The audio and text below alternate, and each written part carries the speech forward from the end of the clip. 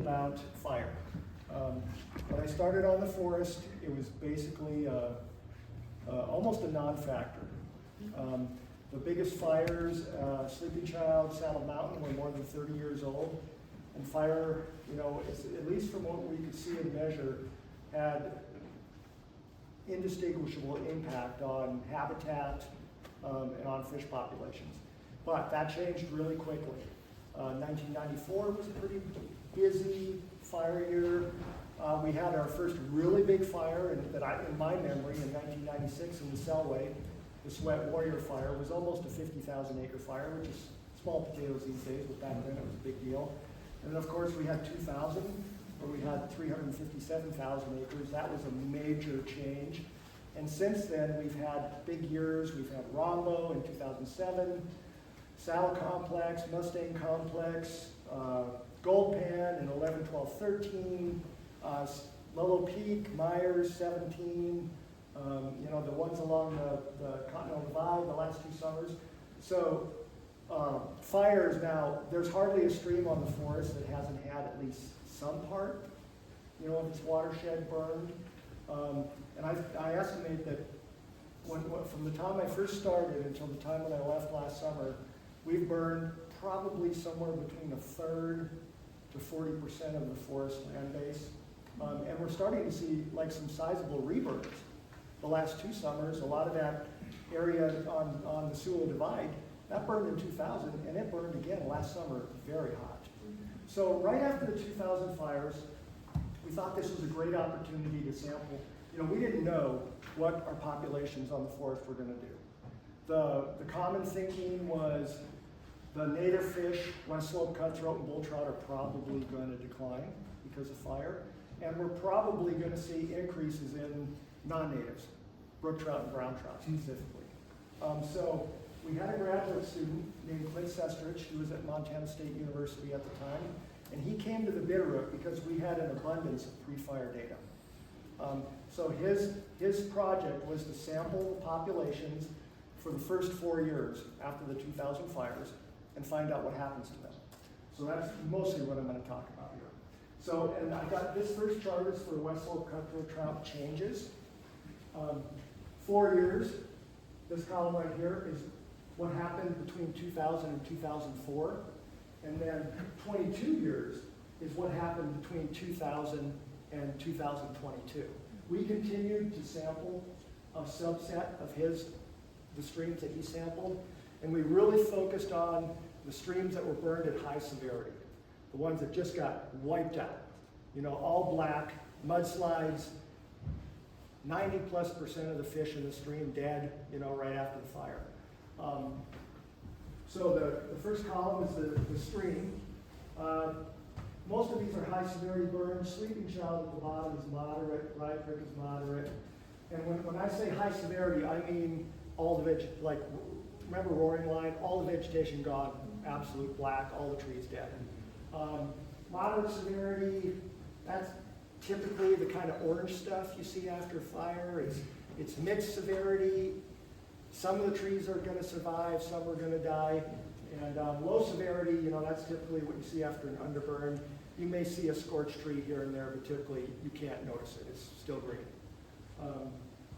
So West Slope, what I used colors here. So if there's a cell that's green, that's where the population was stronger than it was pre-fire. Blue means it was about the same. Red means it was worse. So for our West Slope, we had a very, very strong response 4 years after the fire. Most of our populations bounced back really fast, even in the high severity streams that had the debris flows. And we had more fish in 2004 in the population than we did before the fire in 2000. There were a few of them that kind of were about the same. It took them about 4 years to get back to where they were. So Sestrich's study ended after 4 years, but we continued to track some of these populations through time just to see, what's the long-term effect. And in 2022, most of our West Slope populations were still better than they were before the fire in 2000. Sleeping Child has gotten worse. There's a Brown trout have really taken off in that section, and the cutthroat have declined. And some of these have kind of, like Chicken Creek was high, and it's kind of come back to where it was before the fire, and we weren't able to sample Medicine Tree.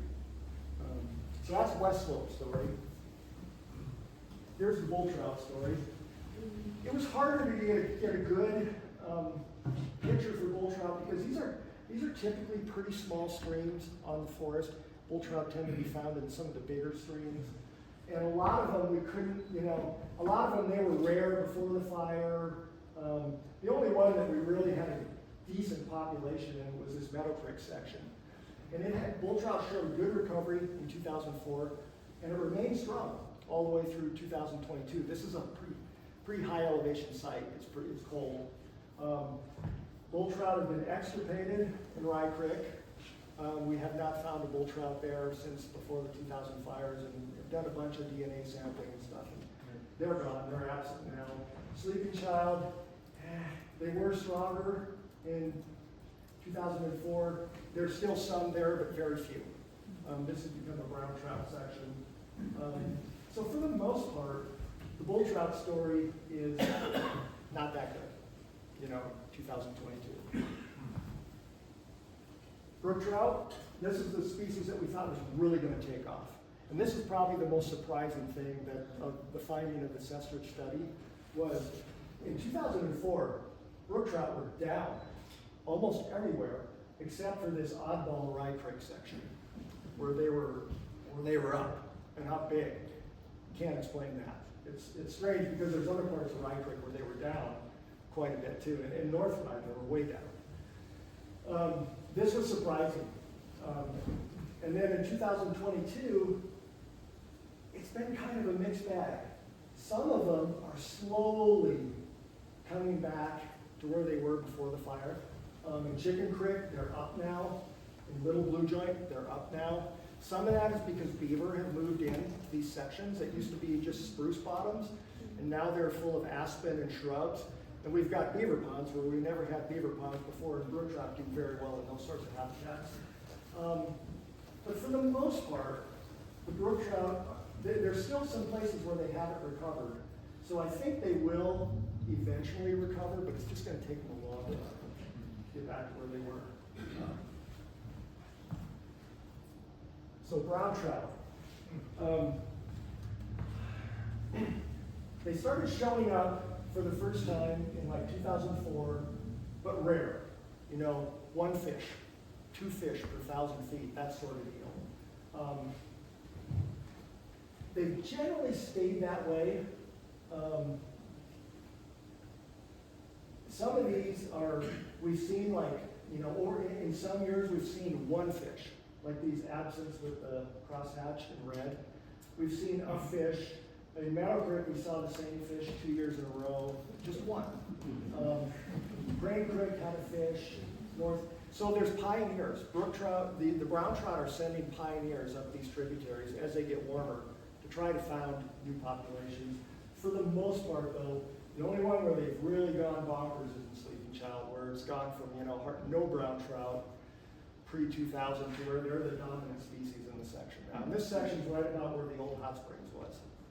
So, and they are moving further upstream in Sleeping Child too. So here's the lesson learned. It takes a long time to tell whether a population's recovered or not. 4 years after the fire is not enough. You have to keep following it. Some of these populations probably have stabilized, but some of them might still be, I suspect a lot of those cutthroat populations that went way up and still stayed up are slowly going to level off, hopefully kind of where they were, before the fires. Some of our environmental opposition really took the findings of the Sestrich study and ran with it. And we hear about that a lot. The logic is, well, what's the point of trying to, why not let everything burn? The fish are going to be fine. Native fish are going to be bounce back quick. That's probably true for cutthroat, but the long-term story for bull trout is, no, the more the streams burn, the quicker the species is going to go extinct, I think, because of water temperature. there's a dramatic increase in, in a high severity burn, your water temperature just soars, and it stays high for decades.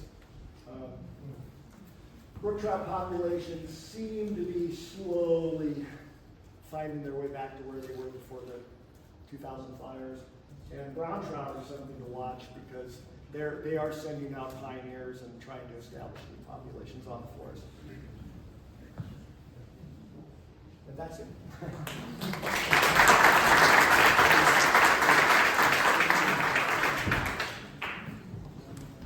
going to keep going because I have more. I don't have enough time as it is. So I'm Lindstrom. I'm the fisheries biologist for Montana Fish, Wildlife, and Parks here in Bitterroot. I've been here about 5 years. I've been a biologist for the department for about 17 years. So a lot of my job is monitoring fish populations and then doing habitat monitoring. Mostly we're looking at water temperature from the habitat monitoring standpoint. So that's kind of what I'm going to talk about tonight, since that's kind of the theme of this meeting. So we're going to look at water temperature and then trout populations. So I'm going to try to be quick, so hopefully I don't lose too many folks. Long-term temperature trends in the Bitterroot. We have a bunch of sites that have been monitored all across the Bitterroot Basin for the last 30 years. We have over 60 sites that have data going back this far. The data that you're going to see tonight is it's kind of unique. We call it degree days.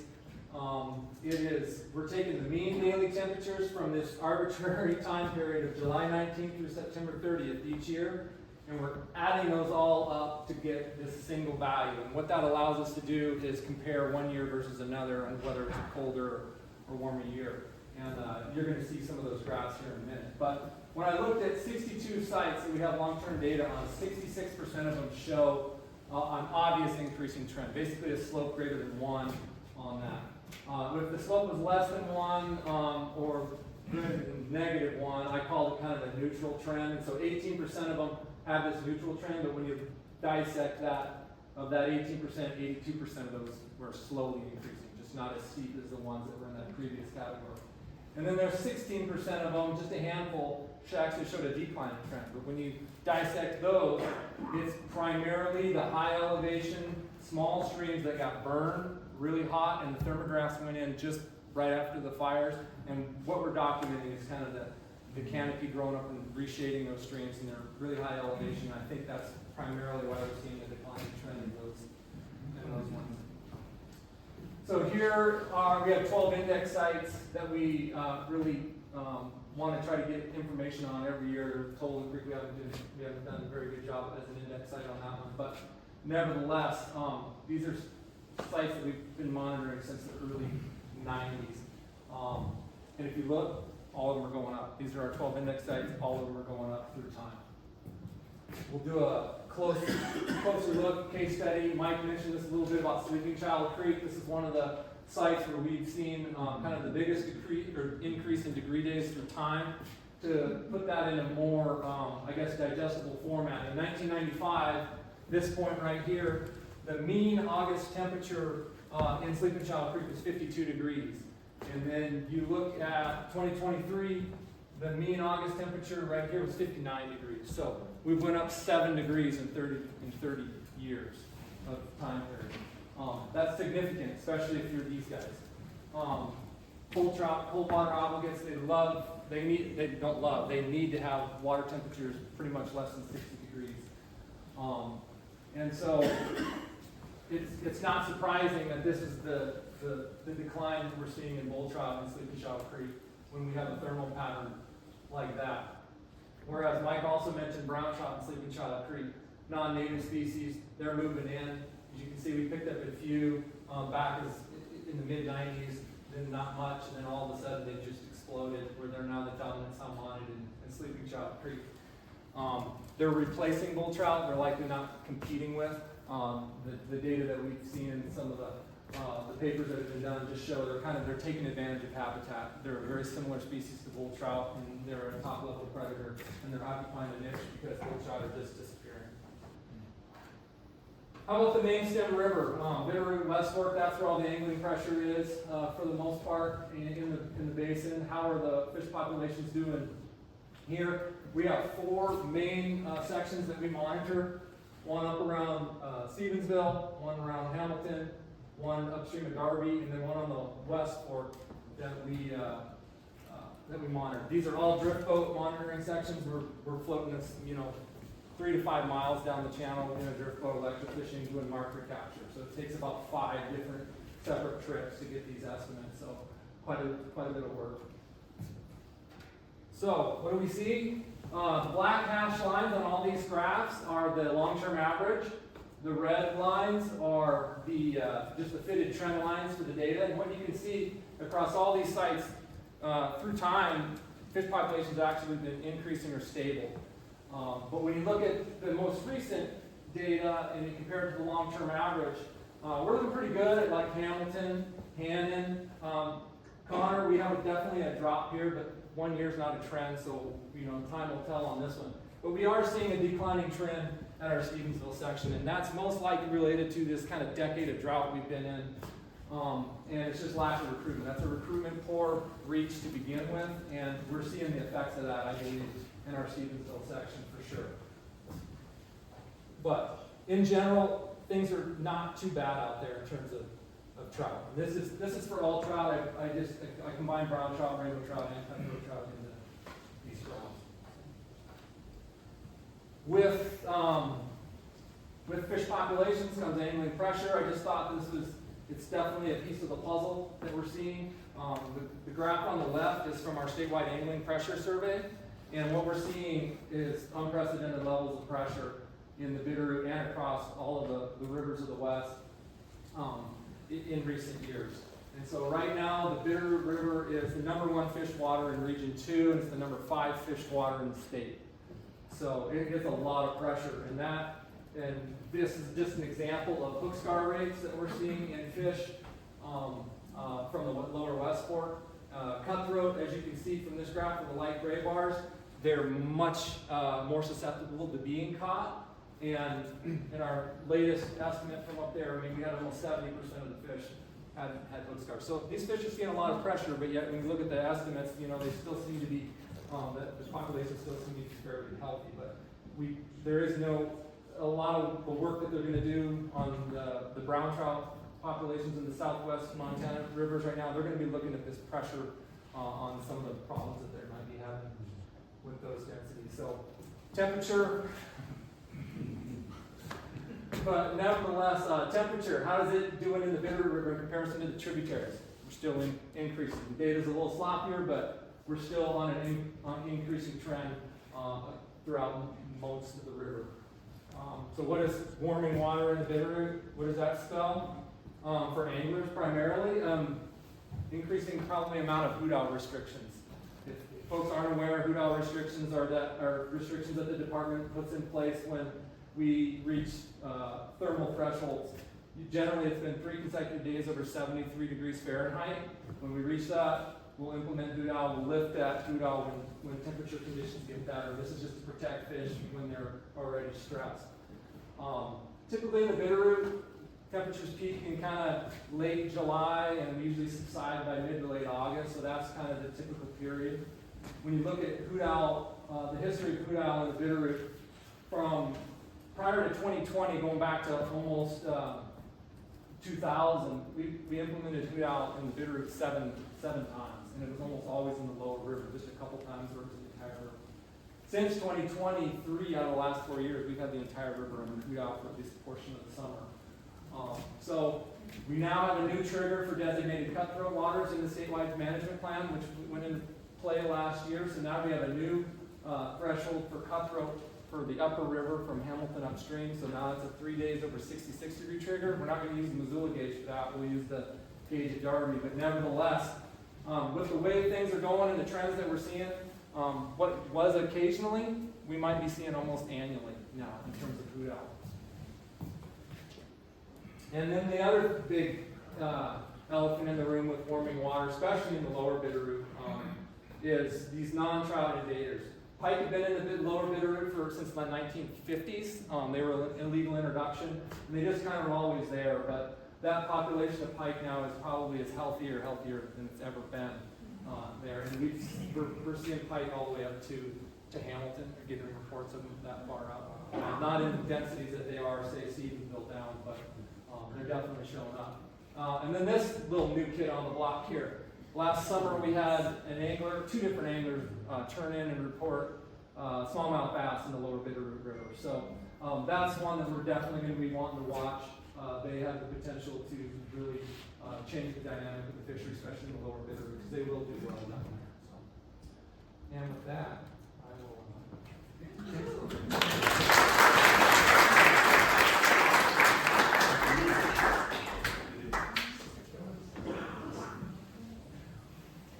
Okay, so we've heard a lot about change tonight. Some kids, will you introduce yourself? I didn't give a great I will in the second slide. I'm going to start with what I'm going to talk about because I think we need a little like pick me up and a little food for thought for what we can do for change. Right? We've heard a lot about it. So here are some tips tonight: conservation strategies for everyday anglers. To Alex's point, I'm KynsLee Scott. I am a Helena native, a longtime guy based out of Missoula. I also run a steelhead operation in Washington State. And in addition to my time on the water, I work in conservation, river conservation. I work for American Rivers in wild and scenic river protection. And I actually just got done packing for Washington, D.C. before I came here. I'm headed to Wild and Scenic Hill Week this weekend to lobby for our rivers here in Montana, specifically for the Montana Headwaters Legacy Act. And in addition to my work with American Rivers, I also work for Montana Freshwater Partners. It's a small conservation-based nonprofit out of Livingston, specializing in riprap mitigation, wetland restoration, and channel migration easements. Anyway. So, I want to give you 3 super simple things to do, angling strategies for everyday conservation that you can implement on the water this year. The first being how to take water temps, proper water temps, and monitoring those. The second is rethinking the glory. So fun, innovative ways of how to capture your fish photos. Besides just, we're going to reinvent the grip and grin, so to speak. And then lastly, future casts. How to better foster sustainability through select size targeting. I'll explain more. So the first, how to take a proper water temperature. First, find your spot.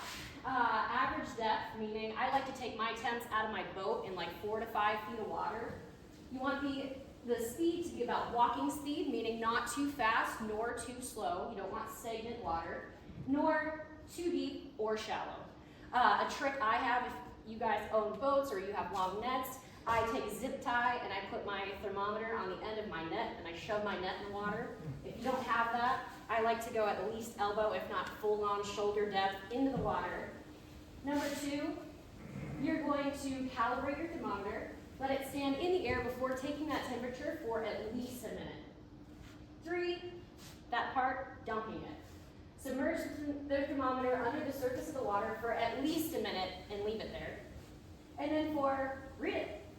When in doubt, take multiple measurements to make sure that you have an accurate read. And just a little infographic there, courtesy of the National Park Service to give you a good little metronome of water temperature thresholds for our native trout. So, in my career as a guide, and as well as my lifetime as an angler, I have taken countless photos of fish, like every different way you could possibly capture a fish. And I'm always thinking of not only how to get a great fish photo, but to capture my client's experience, but more importantly, I am trying to be mindful of the fish and as least impactful to the fish as possible. So a few ways I like to do that. 1, little to no contact in the net snap, right? You can still capture a beautiful image without even having to take the fish out of the net, touch them. That's a great way to get them back in the water ASAP. My favorite, and all the cool kids are doing it these days, is the hands-free swim out of the net. You can even put your camera in slow motion for extra cool points. And, for when the water temperatures are great and trout are being well handled, the grip and grin, you can't beat it. But a waterline grip and grin, keeping that fish wet well protected in the water. That's a great, beautiful way to capture your fish and to conserve your memory. Lastly, fish for the future. So fostering sustainability through size select targeting. So I have to read my notes for this one. In addition to the practice of pinching barbs in my boat, I encourage my clients to cast our lines for more mature trout when the opportunity is given. Through size select targeting, this is a way to invest in the future of our fisheries by allowing the younger, much more vulnerable aquatic residents to grow to a much more resilient maturity. When our younger fish are allowed to reach their full potential uninhibited, we as anglers are contributing to a much more robust and balanced ecosystem. I tell my clients, and how I like to think of it as, is that it's not just about the fish we are hooking today, but the fish we would like to hook in the future. So with that, I hope those easy strategies for on-the-water conservation helps, and I look forward to a greater conversation. Thank you, guys.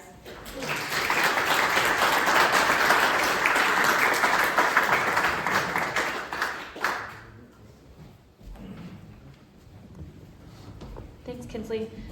Thank you everyone for submitting your questions. I got lots of great questions for all of our presenters. You can continue to submit them. I'll keep an eye on our questions tab, but I'm going to get into these for the sake of the time. And I'm going to go backwards, so I'll start with KynsLee and work our way back up to the top of the line there. I've got a couple for you, KynsLee, but I'm going to start with how do you talk to other people, friends or strangers, about these stewardship actions? How do you encourage them to maybe rethink the glory? How do you have that conversation? That's a great question. Well, specifically for clients in my boat, I like to, I guess, foster education in that opportunity, right? You catch an awesome fish and we need to get a photo, which we should when conditions are great. I encourage them, I guess, and this is an instance of being in my boat, I will get the client out and we'll get in the water together, hold them at waterline. I understand that, you know, not always that is the scenario in which the picture allows, like high water instances, that's just not really necessarily conducive.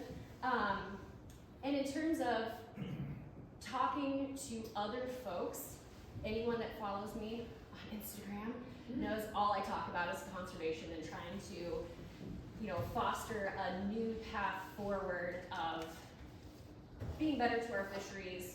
I think us as guides, we have a due diligence to give back to the fishery, and we can lead by example. So I use social media a lot. Leading by example. Yes, leading by example. Okay, I'll come back around for another question for you. This one is for Jason. It's two questions here. Why are stream temperatures rising? And what can be done to work against these trends to keep water temperatures in a suitable range?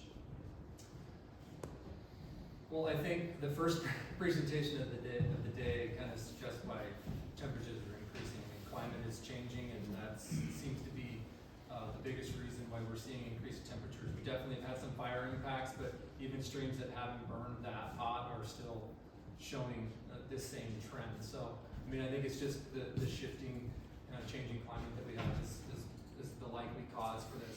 As far as making or improving resiliency and kind of decreasing this, I mean, there's always habitat conservation measures that can be done. Just shading, planting trees along denuded portions of the bank, and just doing general restoration work on some of these streams is definitely beneficial from a temperature standpoint. And then just more water, more cold, clean water is always a good thing too. So anytime there's efficiency savings, stuff that makes sense anyways, agriculturally, those are things worth looking at. Part of this question is the change in temperature related to change in flows of more water being taken out for use? It can definitely, irrigation withdrawal can definitely exacerbate temperature issues, just because temperature definitely rises as quicker as the volume of water goes down. So they can definitely have an impact for sure. So, but it's not the sole reason. Gotcha. Okay, Mike, coming for you. You mentioned that water temperature soars after a fire and that it can stay that high for decades. Can you explain a little bit about why it stays at a high temperature like that? For when you have a high severity burn, you remove all of the shade, the low canopy shade, which is your shrubs, and then the high canopy shade, which is your conifers. Your high canopy shade is more effective than the low canopy shade at cooling the stream because it creates a larger area. If you've ever walked into a stream that has no canopy but it's got shrubs, it's hot until you almost get on top of the water, and finally it feels a little cooler. Whereas the microclimate around a mature canopy starts to cool, several hundred feet before you even get to the water. So what happens is the more exposed the stream is, the wider it is, the more impacted it is going to be by fire. It's going to take a long time to grow back high canopy shade to where you're starting to cool the water effectively. Whereas some of these smaller streams that Jason was talking about that are starting to show some recovery, 10 to 20 years after the fire, they're very densely shaded right now with mostly alder, but super dense. And you are starting to get a little bit of canopy effect now, but it'll take 50 to 100 years, assuming that we can even grow back trees at the same rate that we did, in the future climate. It's going to take a long time, and the bigger the stream is, the longer it's going to take. Thank you. Okay, Zach, you're up. I got a couple here. I might try to squeeze them together. You talked about precipitation changes and how we might see precipitation in different forms, rain versus snowpack, different times of the year. And that changes when the water is in the river. Are you able to speak to what steps are being taken to slow the flow or capture more of that runoff in the groundwater that you said was so important for river flows? Yeah, that's a good question. I mean, like I was talking about, there are some mitigation efforts like irrigation, like that I was talking about in the Yellowstone. And to be clear, that's not, necessarily, there's lots of watershed scale complexities that will make that right or maybe not so good for different places. But that's one of them.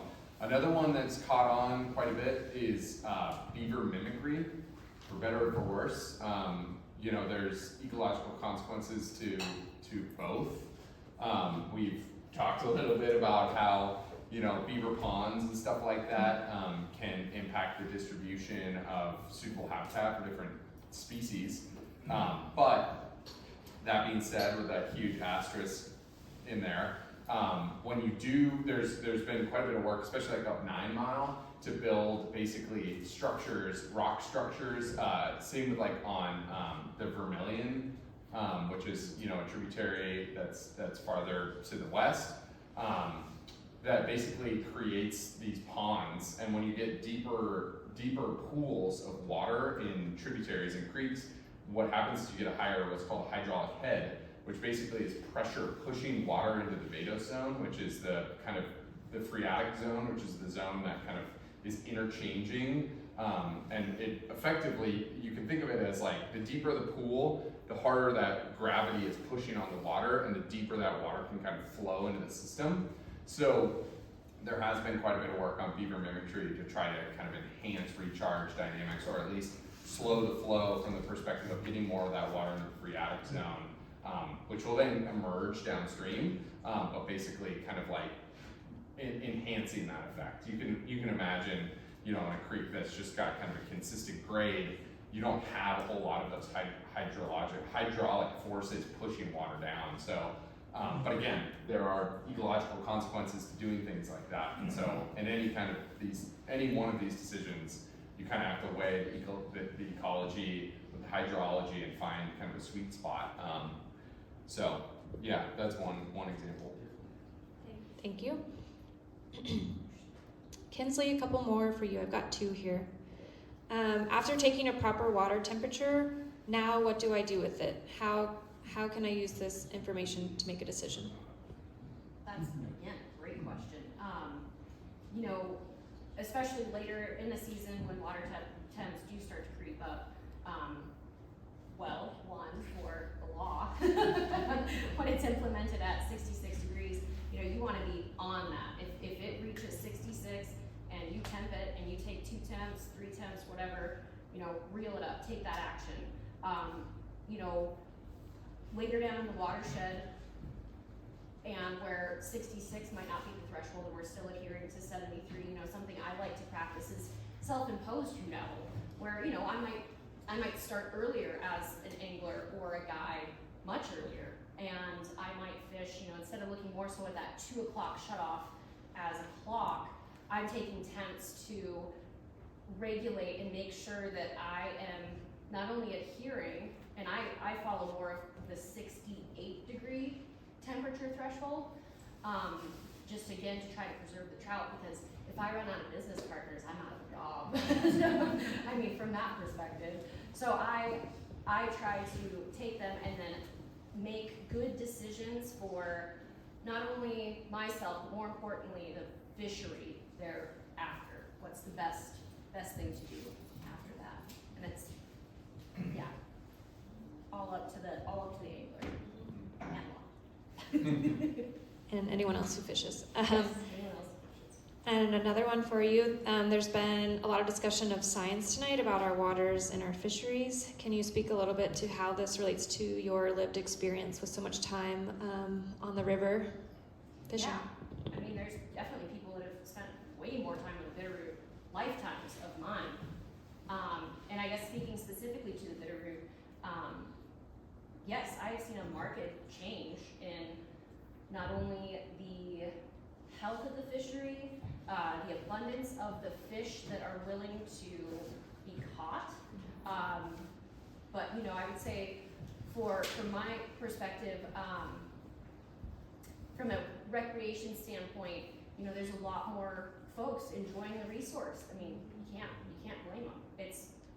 And I would say post-COVID, I've really started to see kind of that uptick from a user perspective, what I see day in and day out on the water. And again, that's to be expected. We have a phenomenal resource here and a beautiful state. So I think more than ever, we can do more, you know, as anglers to help protect that.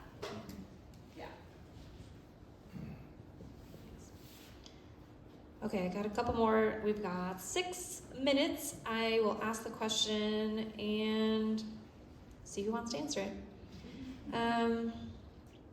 How have bank stabilization practices affected changes in temperature, like impacts of traditional riprap on water temperatures?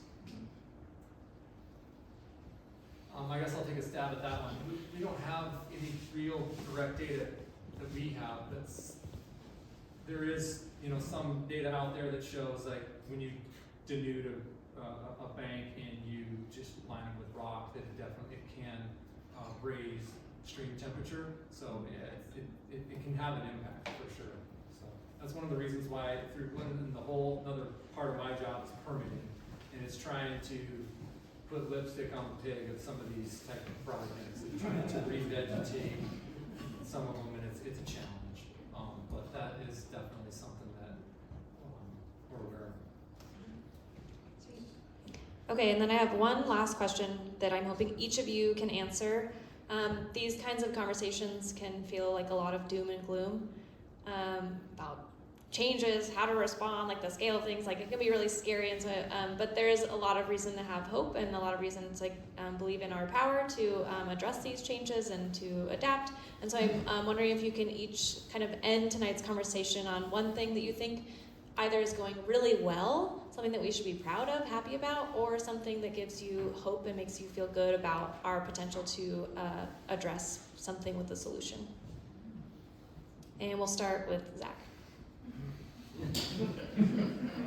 Well, I mean, you kind of already heard my pitch at the end. I think that there is, and I think in the essence of time, I'll kind of stick with that. But I really do mean it when I say that, and I think that people recognize that that we are in a unique place for a lot of reasons. I mean, that we've talked about, but really, you know, the whole other side of my job is like working with practitioners and agricultural folks and really like diving into the social dynamic of climate change, drought, management, all of these things. And, you know, one thing that I think has been really empowering to me is that it doesn't matter where you go in the state, it doesn't matter who you talk to, everyone, even as diverse as all of our political views are and kind of our views on environment,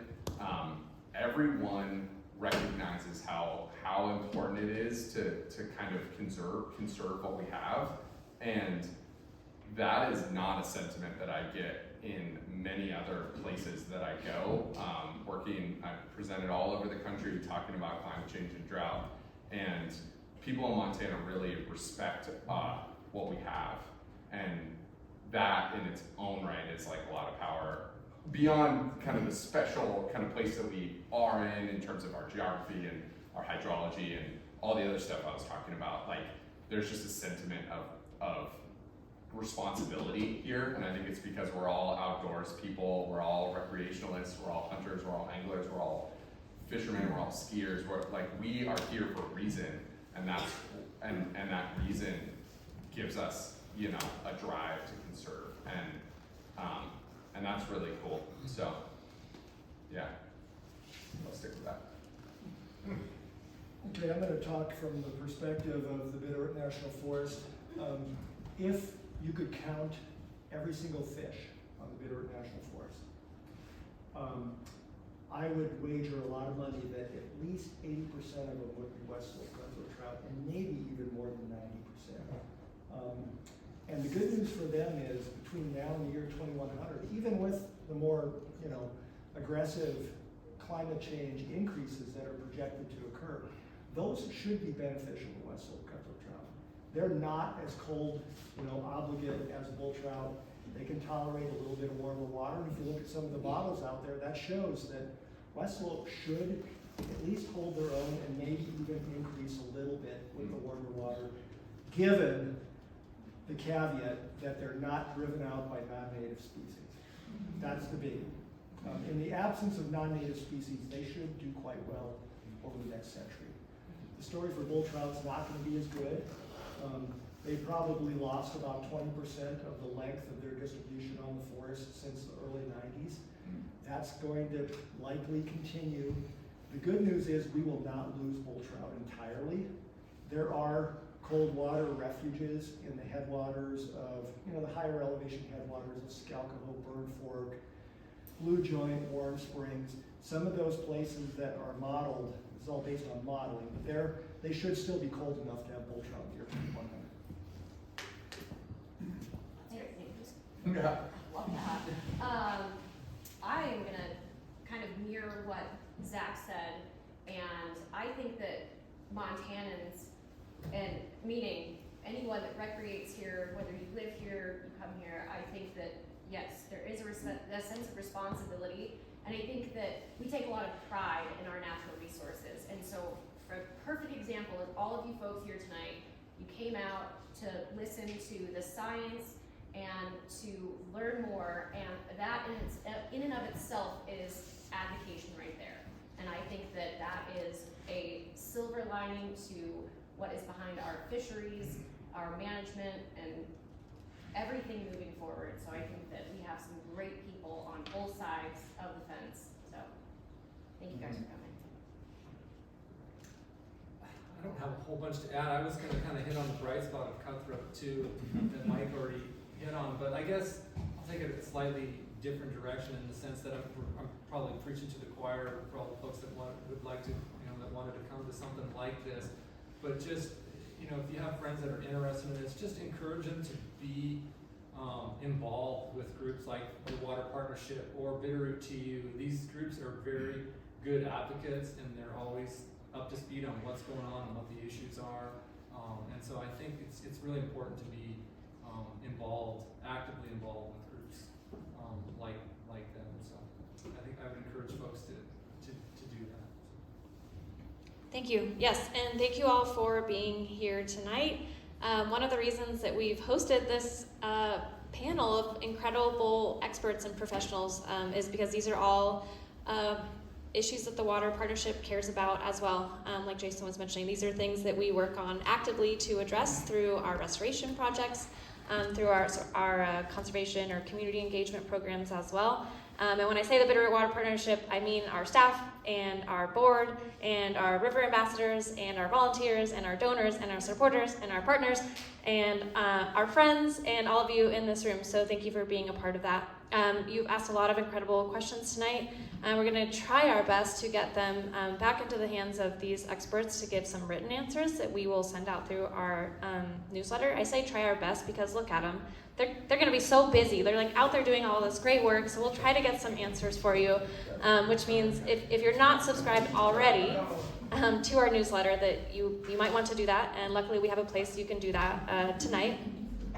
Email, we send out a couple emails each month with updates, follow-ups for cool events like this, or other events that are similar to things that we do in Fish Week, and of course lots of updates about what we're working on, whether those are restoration projects, river cleanup, water-wise plant packs, things like that. So please subscribe if you haven't already, and thank you very much for joining us tonight. And one final round of applause for our panelists.